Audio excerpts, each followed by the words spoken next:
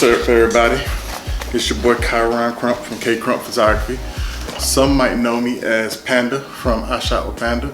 And believe it or not, this is gonna be my first ever what's in my camera bag video. I've been seeing these around YouTube for the longest time. Never done one, been doing photography for a long time. Got a new system that I'm working with, so I think it's important that I share a little bit of it with you. Let's get into it. I have a very minimal setup. I don't use a lot of lenses or cameras. I did recently switch to the Fujifilm system in 2023. Fell in love with it. So let's go over camera bodies first. I'll talk about which camera bodies I use and why I use them. The first Fujifilm camera I got was the XE2. When I got it, it was already a really old camera. I think it was 10 or 12 years old when I first got it. And I got it because I was looking for a change. I wanted to do more monochromatic images, a lot of black and white. And when I started researching it, the only black and white camera that I really found was Leica. And I wasn't spending that much money on Leica, so I've been shooting Nikon and Sony for so long. I said, let's switch it up a little bit. Let's see what we can do. So I have the XE2. Very minimum accessories. I have a wrist strap because I carry a wrist strap with it a lot of times. And I have this leather protective case that I keep around it. Love it. This is my everyday carry for the most part. But being that I started shooting with this about a year and a half ago, I wanted to upgrade a little bit. So now when I do my professional work, I upgraded to XT5. The XT5 was Fujifilm's top of the line when I picked it up, still is. So when I do my professional work, any events, weddings, portrait shoots, family shoots, engagement, anything I do that's gonna bring some money in, I use the XT5. Had this a little bit over a year. And I also have the same type leather casing with it and a wrist strap. Kind of get a vibe with these two together. Especially if I need to wear both of them at the same time. It kind of looks the same, kind of really similar. Both of them have the silver and black setup. Kind of give you that vintage feel. Same black and white shooting thing I usually do, and I just like the dials and stuff like that. So kind of fell in love with the Fujifilm system. Yeah, so the XE2 and the XT5 are my two camera bodies. And let's get into some lenses. Again, I have a really minimum setup. So I don't have a lot of lenses, and I shoot all prime right now. But on an everyday shoot or everyday carry, I carry my Sigma millimeter 30 1.4. This is a lens that stays on my body, stays on my camera body, let's say 85% of the time. I do a photography 365 where I take at least one image a day for a whole year. And majority of those, I would say, unless I'm really trying to learn a lens or really get to know a lens, majority of those pictures were taken with my 30 millimeter 1.4. Of course, this is a crop sensor camera, but this 30 millimeter does just about everything I need to do, from landscapes to portraits to events, anything. The 30 millimeter is the go-to. So, I also have the Viltrox 75 1.2. Now, I would say that this Viltrox is what I use on my portrait sessions. That 1.2 gives you that creamy background that everybody loves and everybody chases. And I will say this, I brought this 75 1.2 before I brought the XT5.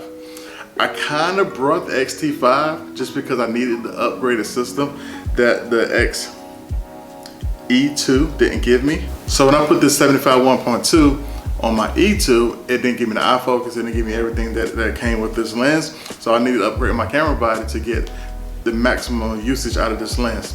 So that's why I got the T5. So I can make sure that I take advantage of this Viltrox 75 1.2 Pro. Love it though. Love the images I got from it. Love the build of it. Feels heavy, feels good on my hand. It's a great lens. So also from Viltrox, I have the 13mm 1.4. So I will say this 13 1.4 Viltrox, my 75 1.2 Viltrox, and my 30 1.4 Sigma are my main 3 lenses. I use these three lenses the most that cover just about everything I need them to do. But I also have one more lens that I keep with me at all times, and that is my TT Artisan 40mm 2.8 macro lens. Here recently I got into doing macro photography, just trying to do spiders and bugs. But I also use this lens for when I do weddings, when I need to do detail shots, pictures of the rings, anything I need to get really close up on. I've been enjoying this lens as well. So those 4 lenses is what I keep at all times. I don't use the macro as much, but I'm going to play with it a little bit more. That was my 2023. I'm planning on going to 2024 the exact same way. I also shoot a lot of primes, as you see. I got 4 primes, 2 camera bodies, but I'm thinking about getting the zoom lens. If I get the zoom lens, it'll probably be the 17mm 2.8. Can't remember who makes it right now, but if anybody has that 17 to 70, I think it is, or anybody has a good suggestion on the zoom lens, put it in the comments, because I really want to get a zoom lens that I can use as the everyday camera that just do everything.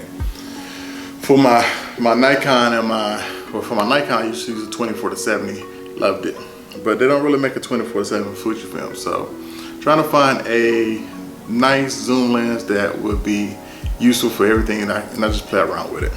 So let's talk about the very minimum accessories that I keep with me at all times. I have my chargers with me at all times. I also have a whole lot of SD cards that I keep with me at all times, just in case I need to fill up one and go to another one.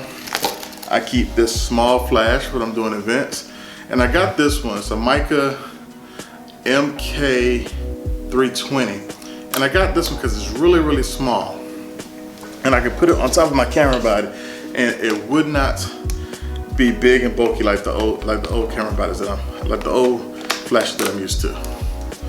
So I just wanted to keep that small setup. Even though I rarely use this, I'm more of a natural light shooter when I'm outside, but inside, you know, you do events, you kind of got to have a little bit of pop. So also I have this very small micro flash that I use from time to time. Besides that,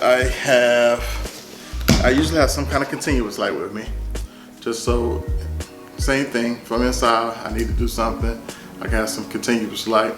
This one is the Pixel Pocket Video Light. It changes colors, all different type of rainbow colors. I also have a Manfrotto, very small tripod, just in case I want to do some video work. Usually I do my video work with my Sonys, but I keep that with me at all times. And the last thing I keep with me is the Prism. Don't use the Prism as much as I want to. It's more of a let's play around with type thing. So every once in a while, I play around the Prism and see what kind of images I can make. I'll do something different, do something fun and creative. But that's pretty much it. That's pretty much all I keep with me in my camera bag. This is gonna be my setup the whole 2024. Like I said, it's been working for me all 2023. I love the Fujifilm system. The only thing that I might add in 2024, it would be a zoom lens. So I'm thinking that 17 to 70 might be it. But other than that, this is gonna be my simple, very minimal everyday carry. So if you have any suggestions on something that you think I might need, or something that you love in your everyday carry or your camera bag, please comment down below. And I appreciate you for watching the video.